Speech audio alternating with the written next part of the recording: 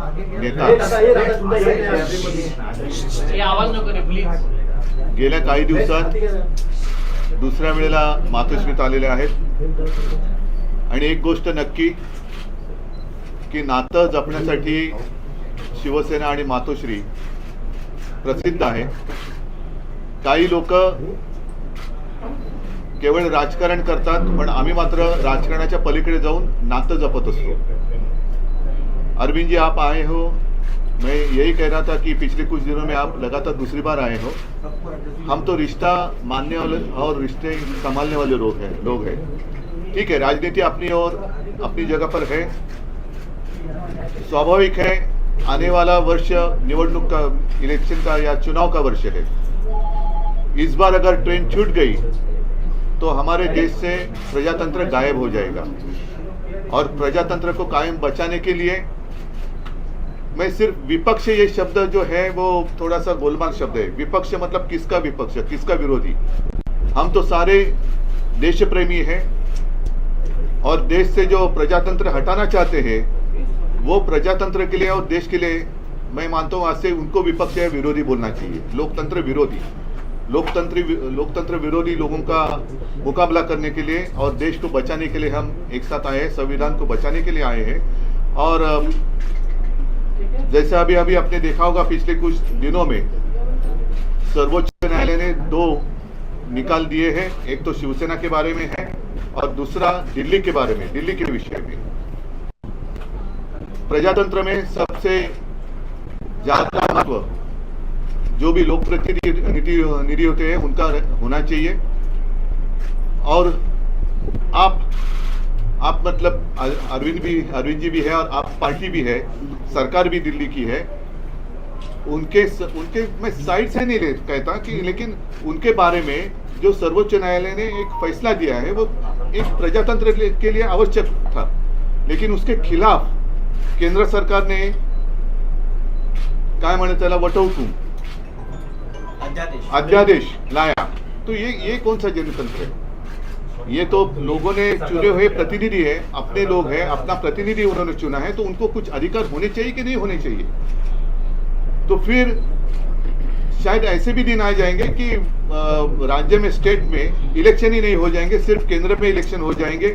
वो भी इलेक्शन 2024 तक होने की संभावना है. उसके बाद जनता जो फैसला करेगी वो जनता, इसलिए हम उनको नींद से जगाने के लिए एक साथ आए हैं. बाकी की जो बातें हैं मैं अरविंद जी आपको कहूंगा कि आप विस्तार से कहें, नहीं तो मैं ये सारी बातें कह दूंगा तो आपको कहने के लिए कुछ बचेगा. सबसे पहले मैं आप सब लोगों को शुक्रिया अदा करता हूँ आज यहाँ आने के लिए. मैं उद्धव जी का, उनके पूरे परिवार का और उनकी पार्टी का अपनी तरफ से, अपनी पार्टी की तरफ से और हमारी पूरी टीम की तरफ से, हम जो लोग आए हैं सबकी तरफ से तहे दिल से शुक्रिया अदा करता हूँ. इतना उन्होंने अब हमें अपने परिवार का हिस्सा बना लिया है. तो जैसा उन्होंने कहा, मैं भी उन्हें कहना चाहता हूँ कि हम भी रिश्ता निभाने वालों में हैं. आपके साथ रिश्ता बनाया है तो पूरी ज़िंदगी आपके साथ रिश्ता निभाएंगे, दोस्ती का रिश्ता. Thank you so much for receiving us so warmly. जैसा आप सब लोग जानते हैं कि दिल्ली के लोगों ने बहुत लंबी लड़ाई लड़ी अपने अधिकारों के लिए. जैसे ही दिल्ली में हमारी सरकार बनी 2015 में, हमारी सरकार बनते ही मोदी सरकार ने हमारी सारी शक्तियां छीन ली एक छोटा सा नोटिफिकेशन पारित करके. फरवरी 2015 में सरकार बनी और मई के अंदर 3 महीने में नोटिफिकेशन जारी करके हमारी सारी शक्तियां छीन ली. 8 साल दिल्ली के लोगों ने लड़ाई लड़ी सुप्रीम कोर्ट के अंदर. 8 साल लड़ाई लड़ने के बाद सुप्रीम कोर्ट ने हमारे पक्ष में फैसला दिया. जिस दिन फैसला आया 8 साल की लड़ाई के बाद, उसके 8 दिन के अंदर केंद्र सरकार ने अध्यादेश जारी करके वो सारी शक्तियां वापस छीन ली. तो जनतंत्र के अंदर जनता की चलनी चाहिए कि गवर्नर की चलनी चाहिए, जनता की चलनी चाहिए कि केंद्र की चलनी चाहिए? जनतंत्र में तो चुनी हुई सरकार के पास पावर होनी चाहिए ताकि जनता के, जो जनता मांगे वो काम कर सके. जनता के प्रति जवाब दे तो चुनी हुई सरकार होती है. लेकिन उन्होंने सारी शक्तियां छीन ली. इसका मतलब ये साफ साफ ये लोग ये बोल रहे हैं कि हम सुप्रीम कोर्ट को नहीं मानते. पिछले जिस तरह का इनका रवैया इन लोगों का हमने पिछले कुछ महीनों में ये भी देखा कैसे इन लोगों ने, इनके मंत्रियों ने, इनके नेताओं ने सुप्रीम कोर्ट के दूसरे जजों को किस तरह से ये लोग गाली देते हैं, गंदी गंदी गालियां देते हैं। जिस तरह से इनके लोग जजों के खिलाफ और जुडिशरी के खिलाफ सोशल मीडिया पे कैंपेन चलाते हैं। इनके लोग जजेस को, रिटायर्ड जजेस को एंटी नेशनल बोलते हैं। तो इनका जुडिशरी पे इनका कोई वो नहीं है। अब इन्होंने एक मैसेज दे दिया कि सुप्रीम कोर्ट जो मर्जी फैसला दे, हम नहीं मानते, हम ऑर्डिनेंस ला के सुप्रीम कोर्ट के फैसले पलट देंगे। ऐसे हमारा कैसे चलेगा? ऐसे तो हमारा देश नहीं चल सकता। और ये जनतंत्र सुप्रीम कोर्ट को भी नहीं मानते और ये जनतंत्र को भी नहीं मानते। शिवसेना तो सबसे ज़्यादा भुक्तभोगी है। किस तरह से भारी बहुमत से चुनी हुई, जनता द्वारा चुनी हुई सरकार को इन्होंने गलत तरीके से सीबीआई से, ईडी से, पैसे से इनके एमएलए को तोड़ के इनकी सरकार गिरा दी। तो अब इनके 3 तरीके हैं बीजेपी के। 3 तरीकों से अगर कोई बीजेपी की सरकार नहीं बनाएगा, किसी राज्य में नहीं बनेगी, तो या तो वो एमएलए खरीद के उसकी सरकार गिरा देंगे, या एमएलए सीबीआई और ईडी का डर दिखा के एमएलए तोड़ के उनकी सरकार गिरा देंगे, और या फिर ऑर्डिनेंस ला के उनकी सारी शक्तियां छीन लेंगे। दिल्ली में यही हुआ। इन्होंने ऑपरेशन लोटस किया, 2-3 बार ऑपरेशन लोटस किया, हमारे एमएलए खरीदने की, तोड़ने की कोशिश की, हमारा एक भी एमएलए नहीं बिका। जब इन्होंने देखा कि इनकी सरकार टूट नहीं रही, इनकी सरकार गिर नहीं रही, तो अब ये ऑर्डिनेंस ला के इन लोगों ने हमारी सारी शक्तियां छीन ली। तो इन लोगों को बहुत ज़्यादा अहंकार हो गया है, और जब किसी आदमी को बहुत अहंकार हो जाता है तो बहुत स्वार्थी हो जाता है वो आदमी। ऐसा व्यक्ति देश नहीं चला सकता जो इतने अहंकार और इतने स्वार्थ के अंदर जीता है। वो फिर देश के बारे में नहीं सोचता, वो केवल ये ऑर्डिनेंस क्या है, ये ऑर्डिनेंस ये है कि सुप्रीम कोर्ट की हिम्मत कैसे हो गई हमारे खिलाफ आदेश देने की, हम देखते हैं। तो ये अहंकार का नतीजा है। अहंकार के अंदर जब आदमी आ जाता है तो फिर कुछ नहीं बचता है। तो मैं बहुत बहुत शुक्रिया अदा करता हूँ शिवसेना का, उद्धव जी का, कि उन्होंने दिल्ली के लोगों का आज साथ दिया। ये लड़ाई दिल्ली की नहीं है, ये लड़ाई पूरे देश के अंदर संविधान की है, जनतंत्र की है, फेडरलिज्म की है। जिस तरह से सारी देश के अंदर सरकारों को परेशान किया जा रहा है, सीबीआई और ईडी का डर दिखा के सरकारें तोड़ी जा रही हैं गवर्नर्स के जरिए। आपको जान के ताज्जुब होगा, पंजाब के अंदर इस बार बजट सेशन नहीं बुलाने दिया गवर्नर ने। गवर्नर ने कहा बजट सेशन नहीं होगा। आप सोच सकते हैं, बजट सेशन की अनुमति नहीं दी गवर्नर ने। इनको सुप्रीम कोर्ट जाना पड़ा, सुप्रीम कोर्ट से आदेश लेके आए कि बजट सेशन होगा, तब बजट सेशन हुआ। तो ये तो जनतंत्र ही नहीं बचेगा। फिर चुनाव क्यों कराते हो? फिर तो एक प्रधानमंत्री और 31 गवर्नर बैठ के अपना देश चला लें। फिर कोई मुख्यमंत्री की ज़रूरत नहीं, कोई कैबिनेट की ज़रूरत नहीं, कोई काउंसिल ऑफ मिनिस्टर्स की ज़रूरत नहीं। इसको हम सबको मिलकर लड़ना होगा। ये केवल दिल्ली की लड़ाई नहीं है। और शिवसेना ने हमें प्रॉमिस किया है कि जब ये संसद में बिल आएगा तो संसद में इसके खिलाफ दिल्ली वालों का समर्थन करेंगे। दिल्ली के लोगों की तरफ से मैं बहुत बहुत शुक्रिया अदा करता हूँ उद्धव जी का, शिवसेना का।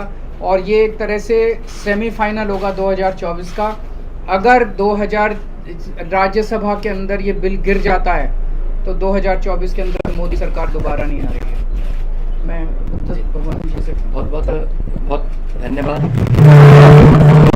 उद्धव जी का, उनके सारे एमपी लोकसभा और राज्यसभा के मेरे साथी भी रहे, अरविंद जी, संजय राव जी, और मेरी पार्टी के प्रधान अरविंद केजरीवाल जी, और उद्धव जी ने पहले भी हम मातोश्री में आए थे और यहाँ के हमें घर जैसा माहौल मिलता है, तो उसके लिए मैं बहुत धन्यवाद करता हूँ। इतना मान सम्मान करते हैं। जैसा कि उद्धव जी ने और अरविंद जी ने बोला, लोकतंत्र खतरे में है और भारी खतरे में है।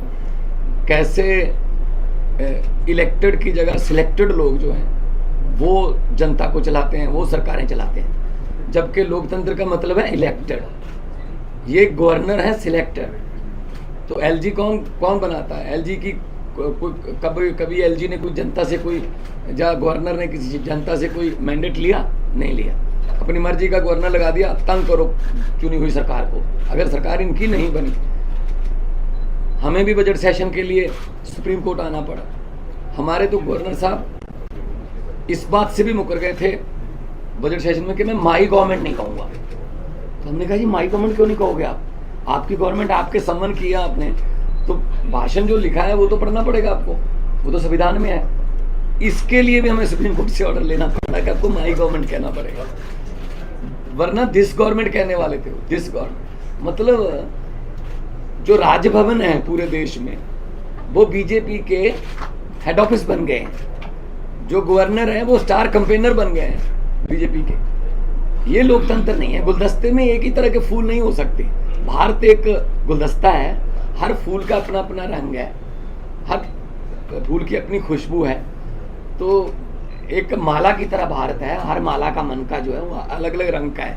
लेकिन ये चाहते हैं हमारा ही हो सब कुछ, हमारा ही हो सब कुछ, हम ही राज करें। जैसा कि अरविंद जी ने बताया, अगर जीत के नहीं आते, इलेक्शन से नहीं आते तो बाई इलेक्शन से आ जाते हैं, अगर बाई इलेक्शन से ना आए तो खरीद लेते हैं।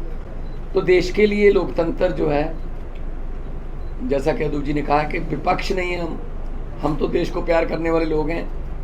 असल में असली जो विरोधी हैं देश के वो हैं जो देश को चला रहे हैं, जो लोकतंत्र की हत्या कर रहे हैं, जो हर रोज धज्जियां उड़ा रहे हैं लोकतंत्र की।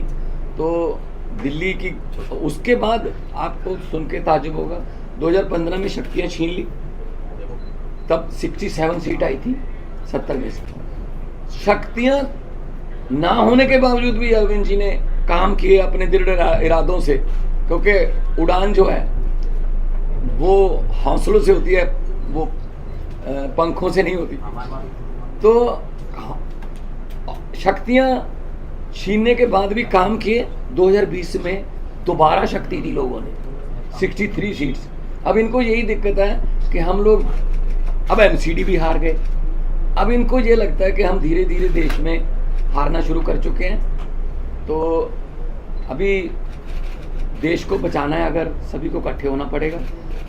हाँ, कुछ विचारक मतभेद होंगे कई पार्टियों के देश में, लेकिन देश बचाने के लिए हमें इकट्ठा होना पड़ेगा। अगर देश ही ना बचा तो फिर पार्टियां क्या करेंगी? पार्टियों का प्रधान बन के, मुख्यमंत्री बन के क्या करोगे जब देश ही ना रहा? 24 में अगर ये आ गए, ये संविधान बदल देंगे। और ये जिस तरीके से चल रहे हैं प्रधानमंत्री जी, बिल्कुल आने वाले दिनों में नरेंद्र पुतिन बनने वाले हैं ये। हाँ, ये इलेक्शन ही कराएंगे, ये कहेंगे 35 साल की मैं ही हूँ, बस 40 साल की लिए मैं ही हूँ। तो ये उन राहों पर चल रहे हैं। तो ये बहुत खतरनाक है। देश का लोकतंत्र जो है, देश के शहीदों ने अपना खून का कतरा कतरा, हमारे पुरखों ने कतरा कतरा खून का बहा के ये देश हमको लेके दिया था। ये किसी के बाप की जागीर नहीं है कि ये देश के मालिक बन के बैठ गए। इनकी कोई कुर्बानी, देश को आज़ाद करवाने में इनका कोई योगदान नहीं है, लेकिन जो आज़ादी के परवाने थे उन्होंने देश लेके दिया। और देश को ये किन हाथों में बेच रहे हैं, कैसे हर रोज बैंक बिक रहे हैं, रेल बेच दी, तेल बेच दिया, एयरपोर्ट बेच दिया, सब कुछ बेच दिया। कैसे जो जुडिशरी को तंग किया जा रहा है। तो हम उद्धव जी के पास इसलिए आए हैं कि क्योंकि ये भी पीड़ित हैं, उस जो कुल्हाड़ी लेके बैठे हैं ये दिल्ली में, वो सब पे चलती है। तो इसके लिए हम सबको इकट्ठा होके देश को बचाने वाली पीढ़ियां हमसे सवाल पूछेंगी, जब लोकतंत्र खत्म हो रहा था तो आप क्या कर रहे थे? कम से कम हम जवाब देने के लायक रहेंगे कि हम कोशिश कर रहे थे, हम के बाद इनके विरुद्ध इकट्ठे हो रहे थे, हम लोगों को 140 करोड़ लोगों को ये बात मीडिया के जरिए अपने अपने भाषा में समझा रहे थे। तो लोकतंत्र को बचाने के लिए आज हम आए हैं। और मुझे खुशी है कि उद्धव जी ने बहुत ही साथ दिया, और पहले भी बहुत से मुद्दों पर हम लोकसभा में इकट्ठे लड़ते रहे हैं, शिवसेना के जितने भी MP साहबान होते थे।